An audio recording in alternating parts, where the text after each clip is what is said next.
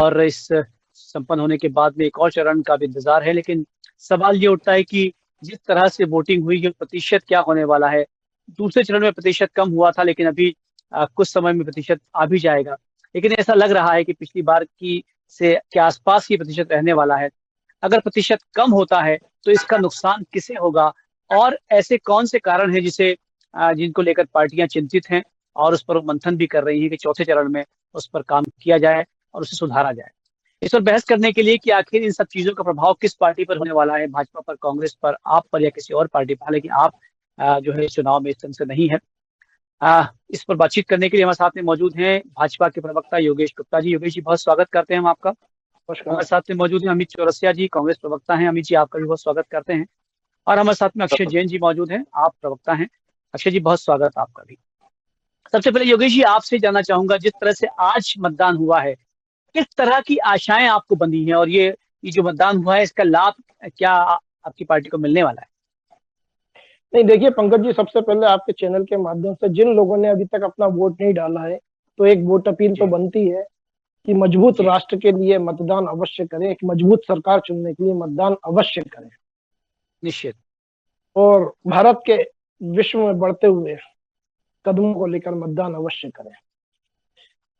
रही बात, आपने जो वोट ऑफ परसेंटेज की बात करी, जो पहले 2 चरण में कम हुए थे, उसमें तीसरे चरण में वोट परसेंटेज कैसे बढ़े, इसके लिए सभी राजनीतिक दलों ने, सभी सामाजिक संगठनों ने और माननीय चुनाव आयोग ने बहुत ही अथक प्रयास किए और कई तरह के प्रोत्साहन भी दिए इस बार के चुनाव में। जिस प्रकार मतलब लकी ड्रॉ सुबह 10 बजे निकाला गया, अभी शाम को दोपहर में 3 बार शायद लकी ड्रॉ का भी व्यवस्था थी, और गर्मी को देखते हुए पेयजल की अच्छी व्यवस्था थी। बीमारों के लिए या सीनियर सिटीजन के लिए विदाउट लाइन वोट करने की परमिशन थी। तो ये तमाम वो प्रयास थे माननीय चुनाव आयोग द्वारा कि किसी भी तरह से वोटिंग परसेंटेज बढ़े जी। और अभी तक जो रिपोर्ट है 5 बजे तक की, तो लगभग 50 से 55% के आसपास वोटिंग मध्य प्रदेश का स्पष्ट तौर पर नजर आ रहा है। और 6, सवा 6 जब तक लाइन लगी है, मैं मान के चलता हूँ कि अगर भोपाल के संदर्भ में बात करूं तो 60% के आसपास भोपाल में वोटिंग ऑफ परसेंटेज जाएगा। जी। अब जो कम परसेंटेज ऑफ वोट होता है तो किसको नुकसान होता है और बढ़ता हुआ वोट किधर जाता है, इस पर आपने विचार मांगे हैं। क्योंकि आरोप प्रत्यारोप का तो दौर चला गया पंकज जी, वोटिंग भी हो ही गई, कमोवेश समापन की ओर अग्रसर है। तो निश्चित रूप से देखिए, जिस प्रकार जो पिछले 2 महीने में कांग्रेस पार्टी से कांग्रेस के वरिष्ठ नेताओं ने, पदाधिकारियों ने, जिला अध्यक्षों ने, महापौरों ने, विधायकों ने जो पार्टी से पलायन किया है, तो स्पष्ट तौर पर मध्य प्रदेश की जनता, मध्य प्रदेश के संदर्भ में मैं ये बात कर रहा हूं क्योंकि 2.5 लाख से ज्यादा लोगों ने पलायन किया है, तो मध्य प्रदेश की जनता के एक स्पष्ट संदेश ये गया, पक्ष के रूप में जो पार्टी हमारे समक्ष है, उस पार्टी के कार्य नेता पदाधिकारी गण जिन्होंने, उनमें से कई ऐसे वरिष्ठ जिन्होंने अपने अथक खून पसीने से उस पार्टी को सींचा, जब ऐसे लोग पार्टी छोड़कर जा रहे हैं जी, तो इसका मतलब है कि कांग्रेस पार्टी समापन की ओर अग्रसर हो रही है, नेतृत्व विहीन हो गई है, संवादहीनता की स्थिति है। और जो पार्टी अपने कार्यकर्ता पदाधिकारियों के साथ न्याय नहीं कर पा रही है, वो हमारे साथ क्या न्याय करेगी। तो स्पष्ट तौर पर पंकज जी, मेरा ये मानना है कि ये बढ़ा हुआ परसेंटेज ऑफ वोट और जितना भी परसेंटेज ऑफ वोट जा रहा है, जैसे 60% भी जा रहा है, तो उसमें मैक्सिमम भारतीय जनता पार्टी और माननीय मोदी जी की गारंटी को लेकर जा रहा है। जी, चलिए हम बातचीत करेंगे, क्योंकि आज जो है प्रधानमंत्री जी जो है धार और खरगोन में थे और वहां पर उन्होंने कुछ बयान दिए हैं, उस पर हम बातचीत करेंगे। लेकिन अमित जी, योगेश जी कह रहे हैं कि जो प्रतिशत बढ़ रहा है, और ऐसा लग रहा है कि 6 बजे तक अभी वोटिंग होनी है और प्रतिशत जो आने वाला है संभवतः है वो बढ़ भी जाए, क्योंकि कुछ क्षेत्रों में वाकई अच्छी खासी जो है वोटिंग हुई है। राजगढ़ में अच्छी खासी वोटिंग चल रही है इस वक्त, उन्ना में भी अच्छी वोटिंग हो रही है, विदिशा में भी अच्छी चल रही है। अमित जी, क्या लगता है ये जो बढ़ी प्रतिशत का फायदा योगेश जी कह रहे हैं कि भाजपा को मिलने वाला है, आपका आकलन क्या है? पंकज भाई, सबसे पहले तो ये बता दूं कि आज तीसरे चरण के मतदान में कई बड़े प्रश्न चिन्ह लगता है। तो भारतीय जनता पार्टी का जो जनता ने साथ छोड़ा है, तो अब इनका फर्जी मतदान और सरकारी मशीनरी से इनकी आवाज बची है। भिंड, मुरैना, ग्वालियर भोपाल, आप उठा के देखिए अभी भी मतदान का प्रतिशत कितना है, 50% के अंदर है। और जिस तरीके से मुरैना के अंदर हुआ, भिंड के अंदर हुआ, कांग्रेस के प्रत्याशी को नजरबंद कर दिया गया, उसके परिवार को नजरबंद कर दिया गया, हमारे कांग्रेस के कार्यकर्ताओं को, जिला पंचायत के सदस्यों को नजरबंद कर दिया गया, खुलेआम रंगदारी हुई, मतदान केंद्रों पे गोलियां चली। भिंड में एक जो मतदान करने आया साथी, युवा साथी, उसके ऊपर गोली फायरिंग कर दी गई, बूथ कैप्चरिंग की प्रयास किए गए, मतदान प्रभावित किया गया, दलित बस्तियों से वोट नहीं निकलने दिया गया, उनको मतदान केंद्र के अंदर उनके आधार कार्ड और पैन कार्डों के साथ वापस भेज दिया गया। तो इस तरह का चुनाव कराना चाहती है क्या भारतीय जनता पार्टी? इस तरह पुलिस प्रशासन और सरकारी मशीनरी का उपयोग करके फर्जी मतदान के सहारे अब ये चुनाव जीतना चाहते हैं? कहाँ है आज चुनाव? है कांग्रेस पार्टी पूछना चाहती है कि आज मध्य प्रदेश के अंदर पोलिंग मतदान केंद्र के अंदर अमित जी जो सवाल आपने उठाए, गोली चली है और कई जगह जो है वहां पर घुसने दिया गया, फर्जी मतदान के कैसे हो रहा है? ग्वालियर के अंदर प्रवीण पाठक जी को मतदान केंद्र, कांग्रेस के लोकसभा प्रत्याशी को मतदान केंद्र के अंदर जाने नहीं दिया। मुरैना के अंदर फर्जी मतदान पकड़ा है, भिंड में पकड़ा है, ग्वालियर के अंदर पकड़ा है। कलेक्टर साहब ने इंटरवीन करा, जब जाकर उस लड़की को वोट डालने का मौका दिया गया। तो इस तरह से तो यह मतदान करा रहे हैं, तो इस तरह से चुनाव कराएंगे क्या? इससे अच्छा कि नतीजा डिक्लेयर कर दो साहब। लोकतंत्र की ये जो मर्यादा तार कर रहे हो आप लोग, या सत्ता के घमंड में जिस तरह आप डूब चुके हो, और जनता के सामने जो विपक्ष को कमजोर करके, दबा के, दमन करके कुचलने का जो प्रयास आप लोग कर रहे हो, तो इस तरह से आपका लोकतंत्र के अंदर एक प्री फेयर इलेक्शन करा रहे हो। क्या संदेश देना चाह रहे हो आप? गुजरात की बात करो, बिहार की बात करो, गुजरात के अंदर शक्ति सिंह गोहिल जी ने सामने पकड़ा आपके मतदान केंद्र के अंदर चुनाव चिन्ह के साथ में आपके कार्यकर्ताओं को। मुरैना के अंदर केपी कंसाना की गाड़ी खुद महिला टीआई ने रोकी, मारपीट हुई, महिलाओं की साड़ियां फाड़ी गई, दलित मतदाताओं को दिया। इस तरह का चुनाव कराएंगे आप? कहाँ है चुनाव आयोग? पूछता है कांग्रेस पार्टी। इस पर योगेश जी का हम जवाब लेंगे, लेकिन हम अक्षय से बात करते हैं। अक्षय जी, चूंकि विषय हम इस पर आएंगे, अमित जी आपका आक्रोश भी जो है वो पहुंचा है योगेश जी तक, उस पर बातचीत करेंगे। अक्षय जी, क्या लगता है जिस ढंग से आज वोटिंग हुई है, आपका क्या मंतव्य है, आपका क्या मत है? क्या लगता है जिस तरह से वोटिंग हो रही है, परसेंटेज ये बढ़ेगा, और अगर बढ़ेगा तो इसका असर किसको होने वाला है? सर पंकज जी, ये बात तो माननी पड़ेगी कि इस चुनाव में उत्साह की कमी तो है, वोटर्स में एक अनमनापन सा है। सत्ताधारी दल के खिलाफ कोई बहुत बड़ी नाराजगी नहीं है, पर उन्हें वापस सत्ता में लाने का भी कोई बहुत बड़ा उनके पास वजह नहीं है, क्योंकि जब लहर वाले चुनाव होते हैं तो वो जोश और वो वोटर्स परसेंटेज हमने पुराने चुनावों में देखा है। मैं आपके सामने सिर्फ 2 आंकड़े रखूंगा। पहला, ये एक सी वोटर के सर्वे में 57,000 लोगों का उन्होंने डेटा लिया और उनसे पूछा गया कि आपकी समस्याएं कौन हल कर सकता है। 32% ने भाजपा कहा, 18 ने कांग्रेस और 46% ने कहा कि दोनों में से कोई पार्टी नहीं। मतलब हमारे मतदाताओं को ये भरोसा नहीं रह गया है कि कोई भी मुख्य बड़ी पार्टी हमारी मेन प्रॉब्लम सॉल्व कर सकती है। एक गैप हो गया है मतदाता और पॉलिटिकल पार्टीज में। अब उसकी बहुत सारी वजह है।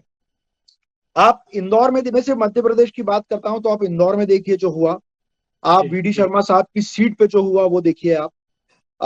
ये जो सारे इंस्टेंस होते हैं, ये एक बेरुखी कर देते हैं मतदाता के मन में कि वोट डालने से होगा क्या, पार्टी कोई भी जीते, इवेंचुअली मतदाता हार रहा है। आप अगर पूरे चुनाव को देखेंगे, जब से चुनाव चालू होने वाला था, तो हमारे प्रधानमंत्री जी भी कोई एक मुद्दे को लेके ऐसा नहीं कर पाए कि वो 7वें चरण तक उस मुद्दे से पूरे सूत्र बांध के रखेंगे। कुछ मुद्दे तो एक हफ्ते में ही बदल गए। हम शुरू हुए थे ग्लोबल लीडरशिप से कि हमारे प्रधानमंत्री जी ग्लोबल लीडर हैं, फिर हम वहां से महिला आरक्षण पे गए, और इवेंचुअली ये करते करते हम मुस्लिम लीग पे आ गए। हमारे प्रधानमंत्री जी जितना कांग्रेस के मैनिफेस्टो पे बात कर रहे हैं, उतना तो वो खुद के मैनिफेस्टो पे बात नहीं कर रहे हैं।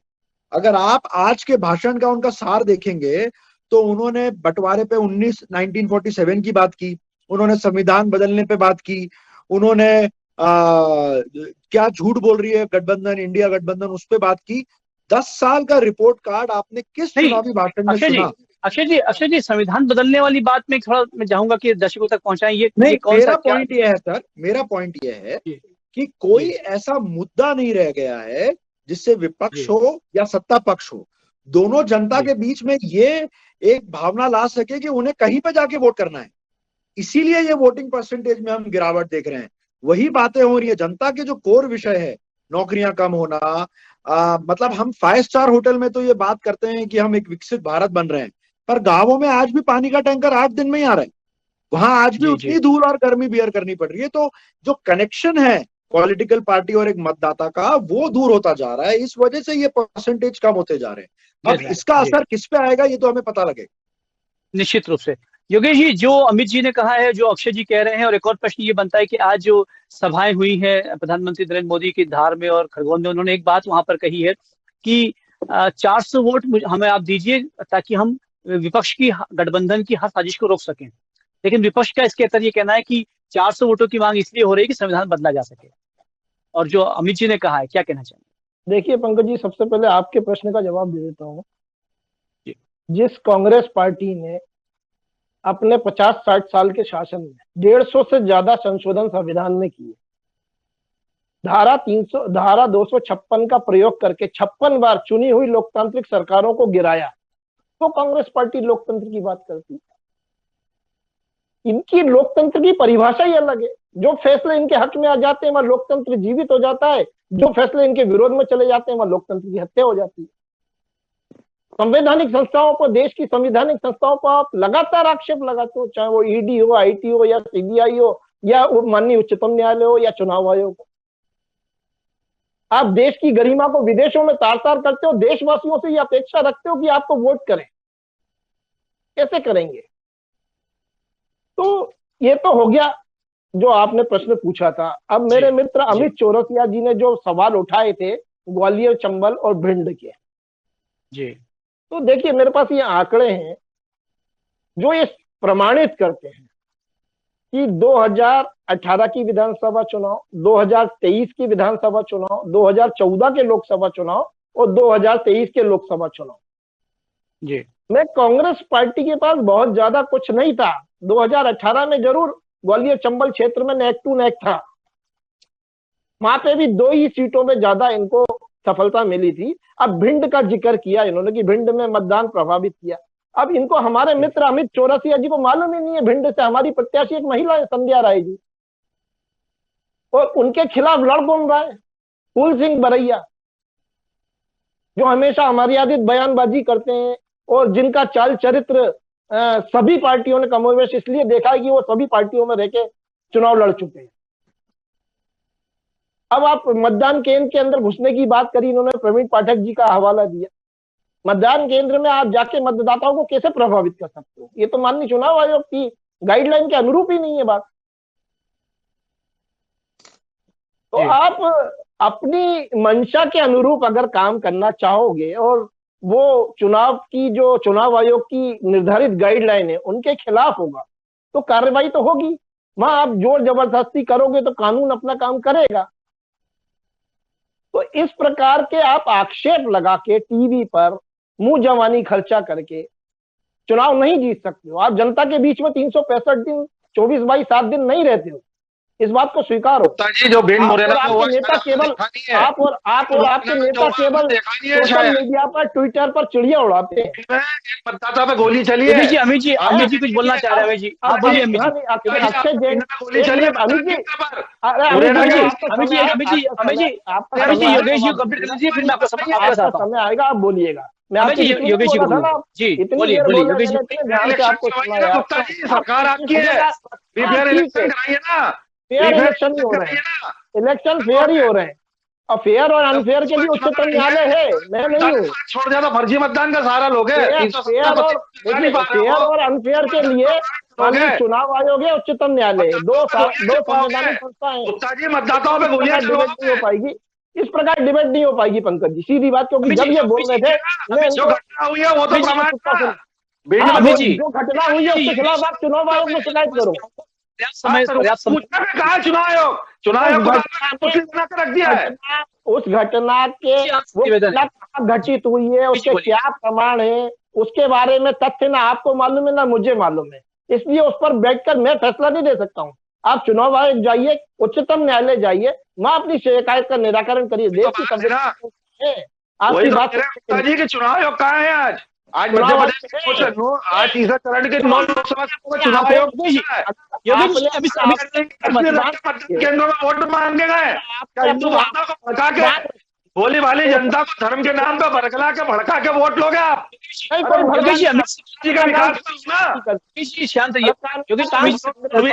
वोट लोगे गारंटी के अनुरूप देश की जनता के भाई, भगवान श्री रामचंद्र जी की तस्वीर रख के वोट मांगे गए। मोदी ये की बताइए आज चुनाव आयोग आज चुनाव आयोग आप जाइए मोदी जी के चेहरे पे वोट मांगो ना, दर्ज करिए, करिश्माई चेहरा आपका। अब क्यों प्रभु रामचंद्र जी की जरूरत पड़ रही है आपको? बैठकर लड़ने से सब समझ आया होगा, कुछ भी हासिल नहीं होगा। अभी जी बताइए कि तो आप आरोप लगा रहे हैं, जो आप बताइए जहाँ योगेश जी मैं अभी जी से बात करता हूँ। अभी जी की बात का जवाब, जो आप बता रहे हैं की बात का जवाब, एक मिनट अक्षय जी ने प्रश्न उठाया पेयजल व्यवस्था का। जी तो साहब हमने 11 करोड़ घरों में नल से जल पहुंचाया है पिछले 5-6 सालों में।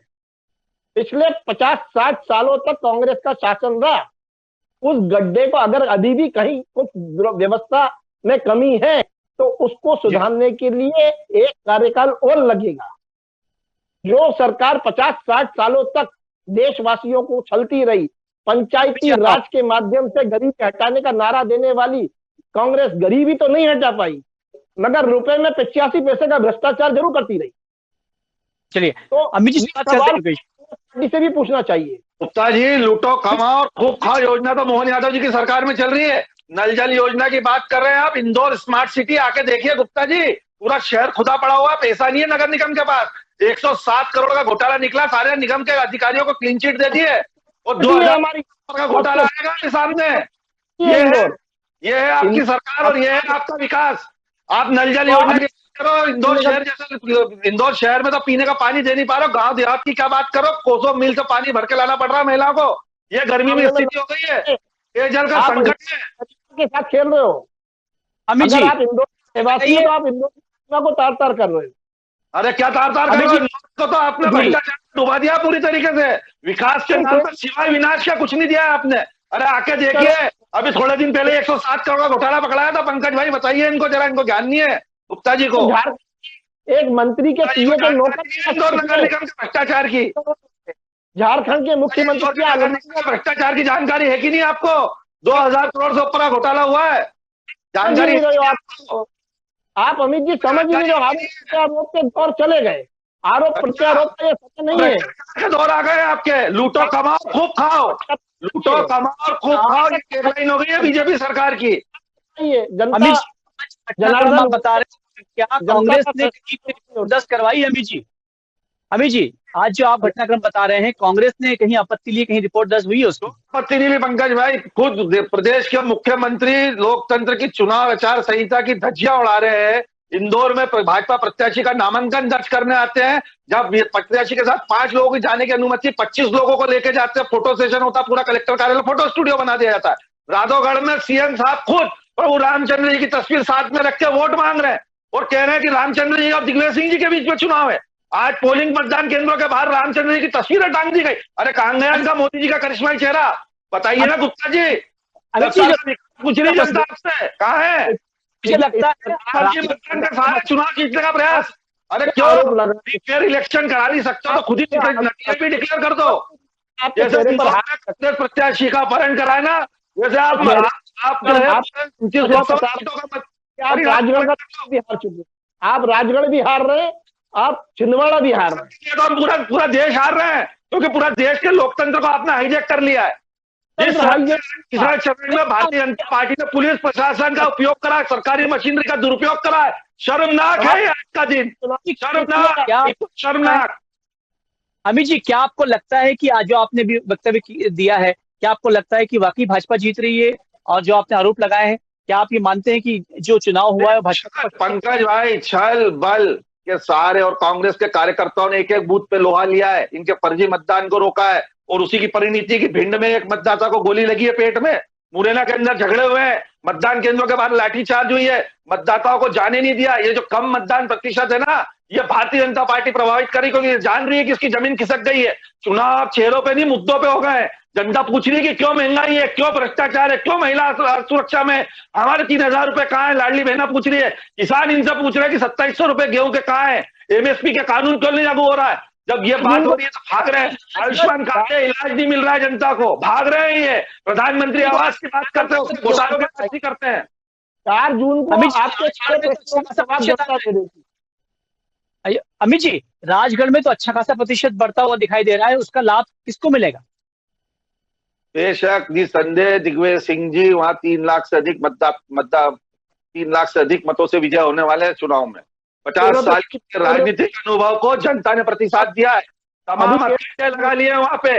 अमित शाह जी ने आ गए, मोहन यादव जी आ गए, सारे नेता पहुंच गए राजगढ़ में। अरे ये बताएं शिवराज सिंह चौहान विदिशा से बाहर क्यों नहीं निकले? गुना से ज्योतिरादित्य सिंधिया बाहर क्यों नहीं निकले?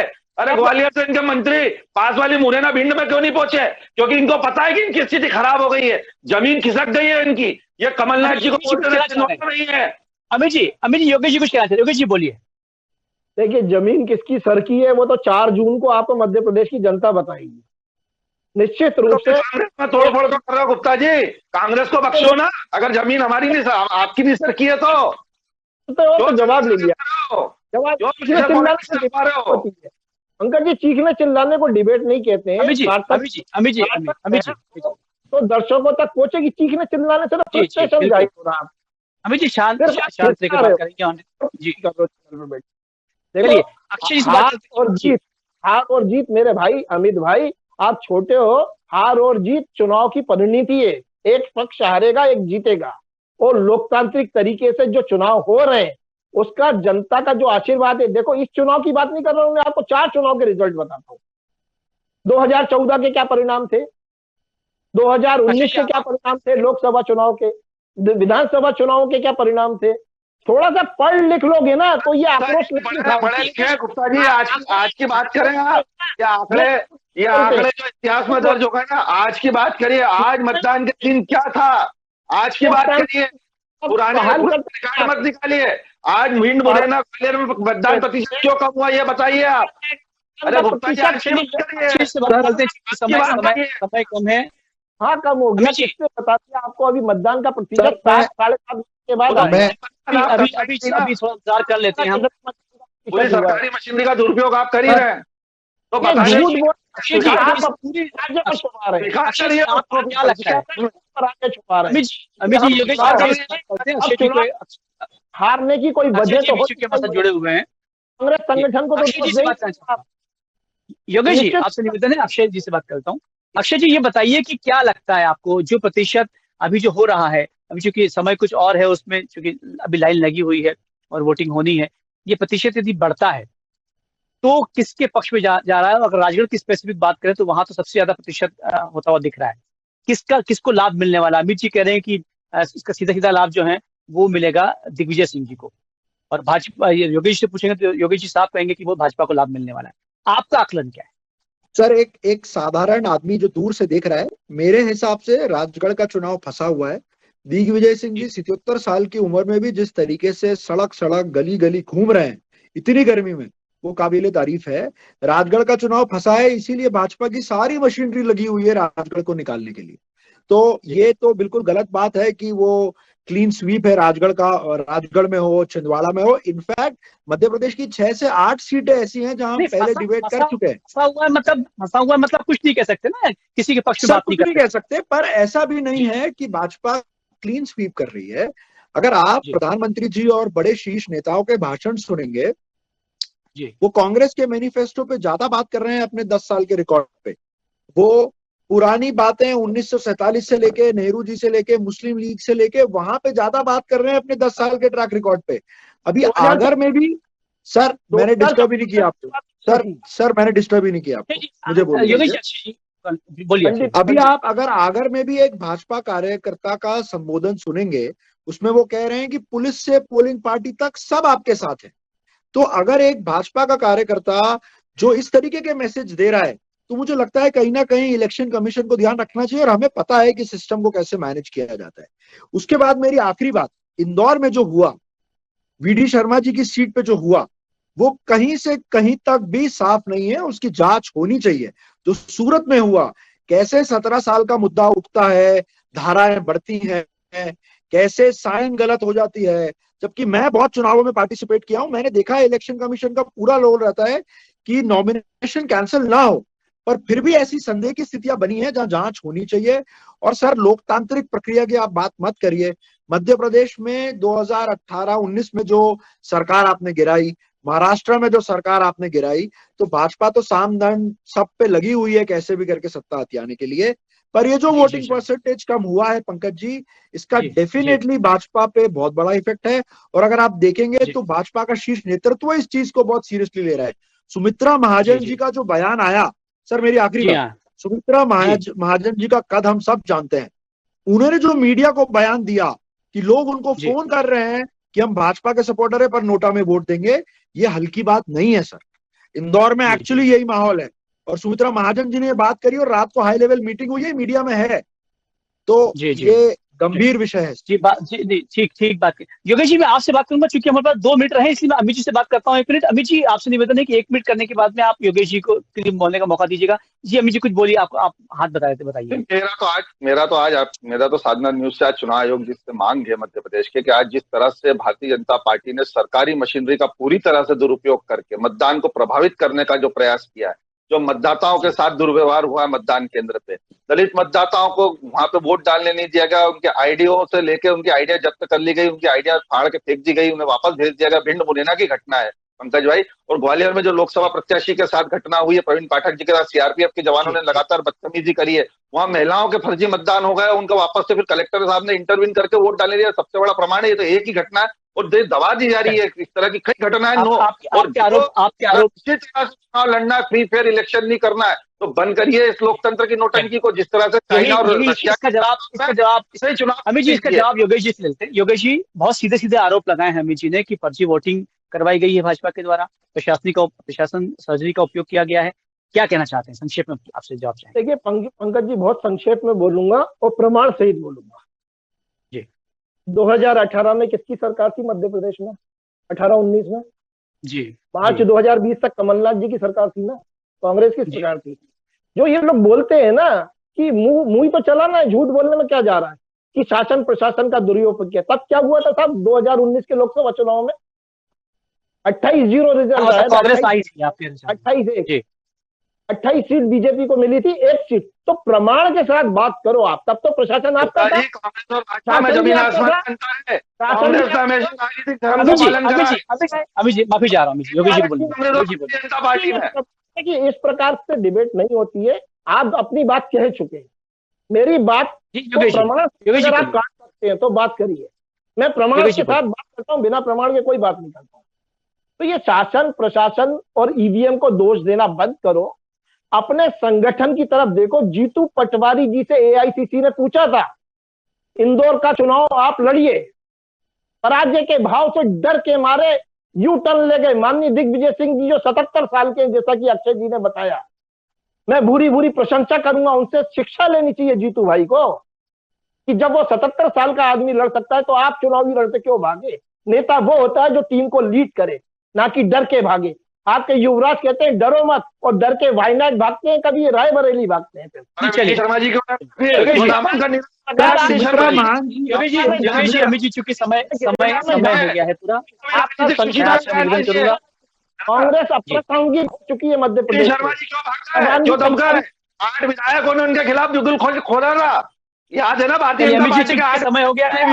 अमित जी समय हो गया है। मैं आप तीनों से जो है बहुत अच्छी बातचीत हुई, और साफ बात यह है कि तीसरा चरण का चुनाव हो चुका है, अभी कुछ और भी चरण बाकी हैं।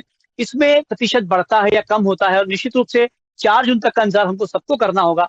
तब जब समझ में आएगा, जब पिटारा खुलेगा, तो आम जनता किसके लिए मन बनाकर बैठी थी, और हम सबके जो वक्तव्य हैं, हम सबके जो बयान हैं, वो कितने सही थे, कितने गलत हैं, ये उस दिन ही तय हो पाएगा। बहुत सारा धन्यवाद हमसे बातचीत करने के लिए। आप देखते रहिए सावधानी। नमस्कार।